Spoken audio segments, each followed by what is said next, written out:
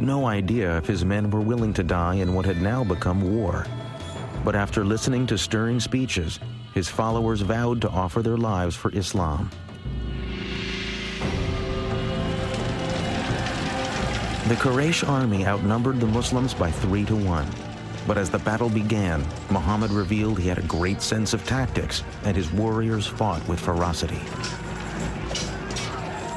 The Quraysh leaders had believed a show of force would be enough to defeat the Muslims. But by midday, it was the Meccan army that panicked and fled the field.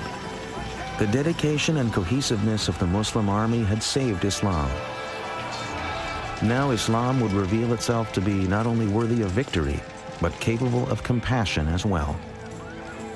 After the first victory that the Muslims achieved at the Battle of Badr, the Muslims began in the usual Arab way to kill all the survivors. And Muhammad immediately had a revelation to say, no, this must stop. There must be no killing of survivors. Muhammad had set his eye on a more distant goal. The Muslim warrior's enemy of today must tomorrow become his brother in faith. Say to those who are captives in your hands, if Allah findeth any good in your hearts, He will give you something better than what has been taken from you, and He will forgive you. The victory at Badr had great consequences. After the battle, converts from all over Arabia began to flock to Medina. Like the Muslims, these converts saw the victory as a sign of God's salvation and protection, similar to God's parting of the Red Sea for the Israelites. The Battle of Badr has enormous significance to the Muslim community, and I think that was the first political act that was successful, which cemented the vision or the dream that Islam could establish a community. Islam could become a civilization. For 3 more years, the Quraysh army would try and destroy the Muslim community. They would win some battles, but always Muhammad and his followers struggled and survived as their numbers continued to grow. As the Meccan army struggled home after a final unsuccessful battle, their leader was at last forced to admit, every man of sense now knows Muhammad has not lied. Medina and the Muslim community were finally safe from attack. The Prophet was now poised for the final step in the pursuit of his destiny. That step would be his return to the holy city of Mecca.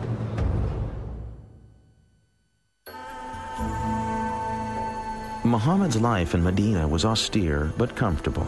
He had few possessions but wanted for nothing. He lived in quarters attached to the mosque, usually spending each night in the room of another of his wives.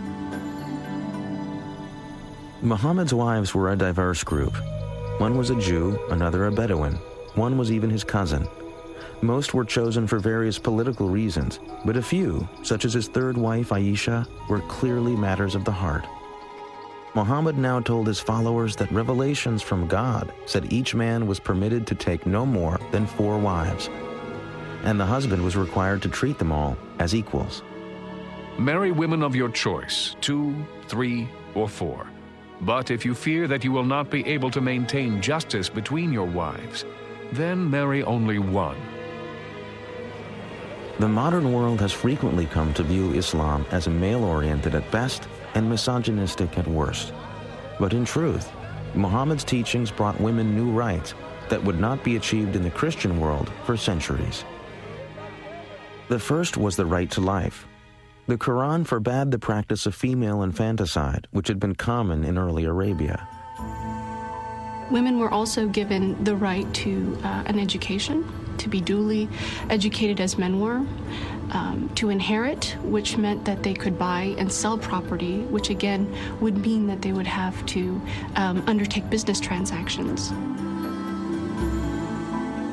The custom of Muslim women wearing veils is mistakenly pointed to as another indication of Islam's prejudice against women. The emancipation of women was a project that was very dear to the Prophet's heart. There is nothing in the Quran about all women having to be veiled or secluded in a separate part of the house. This is a practice that the Muslims picked up 3 or 4 generations after the death of the Prophet. I feel that being a contemporary educated woman is far more in line with what the Prophet would have aspired for a woman than what we've seen maybe throughout recent Islamic history. Muhammad had achieved enormous success. His followers had grown in less than 20 years from a handful to thousands of converts. But he could not complete his mission so long as the holy site of the Kaaba remained home to idols. In January of the year 630, Muhammad set out for Mecca at the head of an army of 10,000. As the Muslims approached the holy city, Meccan people made no attempt to resist. It was clear that the old gods of the Quraysh were powerless in the face of Islam. The Prophet had no desire for blood. He issued an amnesty as a symbol of his wish to unite all people as the children of one God. The only victims he sought remained sitting in the Kaaba. The Prophet entered the holy structure and proceeded to lead the destruction of all 365 idols as he recited the verse, "The truth has arrived and vanquished falsehood." Muhammad had validated his vision and proclaimed to the world the force and vitality of Islam. By the time of his death, June 632, the Prophet had brought peace to Arabia. He had transformed a religion of many gods into a powerful monotheism based on a moral and ethical guide for daily living. But Muhammad's death was actually the birth of the great age of Islam. Within 100 years, the words of the Prophet spread from Arabia to the world. As Arab culture mixed with Greek and Byzantine learning, an era of Islamic enlightenment brought enormous advances in mathematics, astronomy, medicine, literature, and architecture. Who would have thought today, let alone then, that a man who is described as born an orphan into a divided Arabian society, illiterate, a caravan manager, would create a religious tradition that within 100 years of his death, its physical presence would spill out of Arabia, go all the way to North Africa and all the way over to India. And he always warned his followers not to make him into a Jesus, not ever to say that he was divine. He was just an ordinary man, he said. The fact that he led what we might call a normal life, I think, makes him very appealing to many Muslims, to most Muslims perhaps. That he married, that he had children. These are all things, I think, that make him very approachable as a model for people. So many centuries after it ended, Muhammad's life remains the foundation of the faith he founded. Today, it is the fastest growing religion on earth. As these worshippers respond to the ancient call for prayer, each looks to the Prophet's example to provide peace and serenity in their daily lives. The ancient Kaaba remains in Mecca, and millions of pilgrims arrive each year to retrace the footsteps of the Prophet.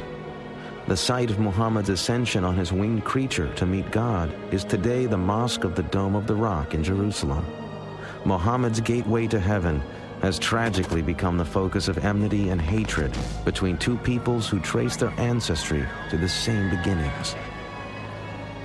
Some Muslims who partake of violence use the words of a compassionate man to legitimize their acts of cruelty and hatred. They cite verses of the Quran as inspiration for their monstrous ambitions. Since September the 11th, we've heard Osama bin Laden reciting some really blood-curdling verses from the Quran. But what bin Laden fails to do is to mention or recite the verses that in every case succeed these ferocious verses, which say, "But forgiveness is better." If one wants to take one part of the story, one of the chapters, and develop a conception of the Prophet upon that single chapter, well, of course it's going to be very distorted, and the Prophet is going to be understood as a man of violence and a man of hate. When people commit violence and injustice in the name of Islam, they are committing violence and injustice against Muhammad and God. For peace to come to a troubled world, Muslim and non-Muslim alike will have to find a source of trust and acceptance of their common goals. one such source could be a better understanding of the life of Muhammad. Cleansed of the selfish motives that some terrorists wish to give them, the words of the Prophet remain to offer hope and optimism to a troubled world. Whosoever killeth a human being, it shall be as if he had killed all mankind.